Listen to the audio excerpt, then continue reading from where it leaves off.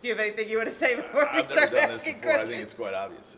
Well, no, I really want to thank my colleagues today. This has been a long process, as we commented just a moment ago. We've done this now for at least 5 years, looking at initiative petition reform. It should be pointed out that this is constitutional initiative petition reform, not statutory. My colleague Mike Henderson has carried this bill, I believe, for 3 years now, and has put a lot of time and considered a lot of different avenues in which we could look at protecting Missouri's Constitution. And I want to thank my colleagues down there for working really hard for the last several days to get this through the committee process and onto the floor again. It's now onto the Senate. We don't know how it's going to exactly shake out over there, but I think we've put a very good product forward that's going to help protect Missouri's interests and make sure our Constitution is not influenced by out-of-state money. There are a lot of these bills kind of in the education, or not education, elections commission that are moving on. Is this, do you feel like, your best bet to make it through? You know, in the beginning, you never know what's the best thing to get through per se, but this is the bill that we've put most time in for the last several years. I think it's very consistent with what we passed last year and even the year before that. And our leadership team here has, we thought, put the best foot forward on this bill.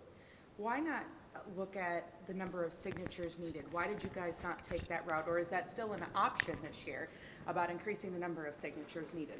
It's still an option, but this bill, and I think Representative Henderson could better reflect on what the bill says on how the bill or the initiative shall be considered by Missouri's voters. It's very important for us, for Missouri's voters, to consider what's before them. And this bill does allow Missouri voters to hear what the initiative petition process would do to our Constitution. A lot of the debate yesterday on the floor focused on the ballot language, that first line that deals with legal citizens voting, and this might be a question better directed to Representative Henderson. Are you confident that if that gets challenged in front of a judge or in front of a court, that language will hold up? Absolutely. It's good language. It is clarification language. It might be in other parts of the Constitution, but I think this needs to be specifically enumerated with how we're addressing our Constitution and we change the Constitution. Do you think it's misleading at all for folks who might just read the first line and not know it's about the initiative petition process? Not at all. I mean, we're doing everything to explain to the citizens what we believe in, and this does that. We believe that you need to be a Missouri citizen, a U.S. citizen, to actually engage in this process to vote in Missouri. And that is at least mentioned in the Missouri Constitution. Why does it need to be repeated through this process? Again, I would say that it needs to be more specifically defined within the initiative petition process, and that's why we did it. Do you think adding that language is going to increase the number of people who would want to vote for something like this? I would think the Missouri voters would want to really consider how we're changing our Constitution and the effect that out-of-state moneyed interest has had when affecting our Constitution. Our Constitution has been changed over 60 times since 1945. The U.S. Constitution has only been changed 17 times since 1791. Our Constitution has only been changed one time in my lifetime, the federal Constitution in 1971. I was a year old. We do this all the time, just changing. We put bingo in the Constitution.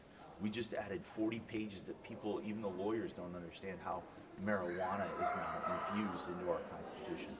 I don't think our Constitution should be molded every year differently. It needs to be a document that we respect and refer to for continuity, not changing the laws like we do statutes up here. Does this raise the threshold for resolutions that the legislature puts before voters? Yes, it treats the House resolutions, Senate resolutions the same as it would. That we're not changing the standard for ourselves. We don't believe it should be changed. I believe the process that we have, though, that goes through our body or through the Senate better vets what we're trying to do with the Constitution. There's public hearings here, which is why we included that in this resolution, that all citizens shall consider or shall be able to consider what's in the resolution. Wait, so just to clarify, this does raise the threshold for HJRs and SJRs? Yes, yes. Getting it through the legislature is one part. Getting it through voters is another. Kind of what do you think the message needs to be to convince voters that this is what they need to vote for? This is our Constitution. It's a sacred document. You don't change it willy-nilly. And we shouldn't be changing our Constitution just because out-of-state money and interest that has very little connection to Missouri wants to affect Missourians' quality of life. And that's what they're doing. And we should be able to be the genesis of how we change our Constitution. The threshold needs to be a little bit higher.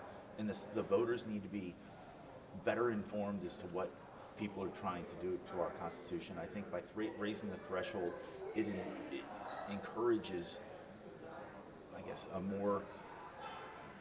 better effect on how that initiative would have to be advertised and or disseminated to the voters, so they know what they're voting on.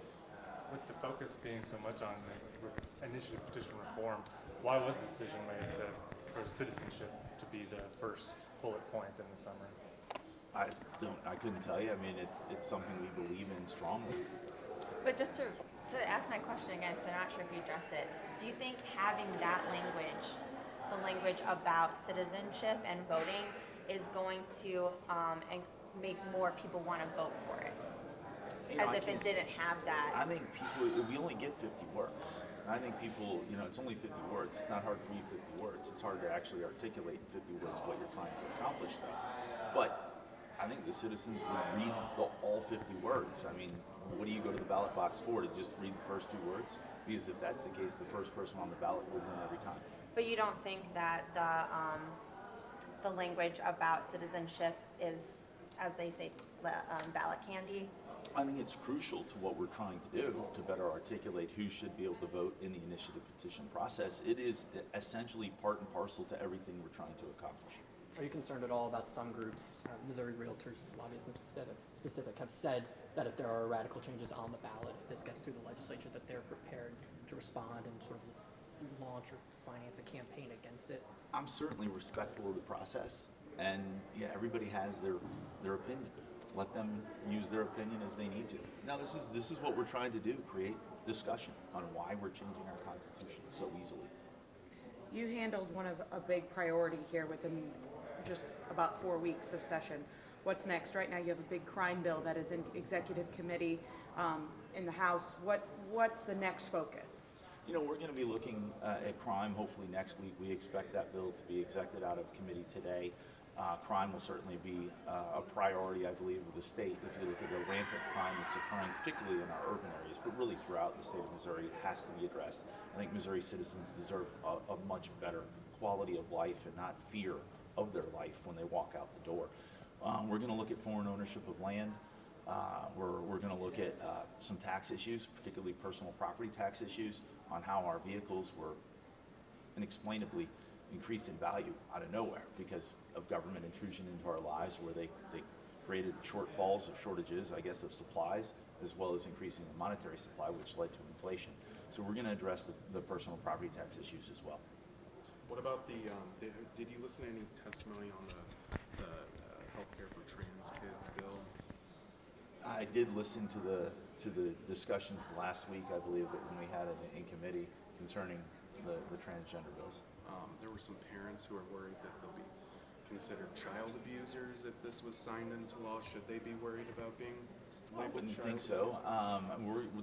The bill's still in committee, right? I mean, the process that we have here in this House, that I have to thank all of our colleagues for, is the diligence that they're putting forth in the committee process to put a product out there that is best for Missourians. So that bill is still in committee, and I can't tell you what it's going to look like when it comes out. What do you think? Oh, sorry. Have you spoken to the committee chair about when that might be exec out? Nope, I'm not. What do you think of the open enrollment bill that you guys accepted this week? I like it. Again, we let the committee run with it. I'm actually more in favor of a broader version, but we're not going to get everything up here that you want. It's meant to be a process where everybody has something to say and an input and a consideration what gets exected out of committee. We'll see how that debate looks like on the floor, but that will be hitting the floor shortly too.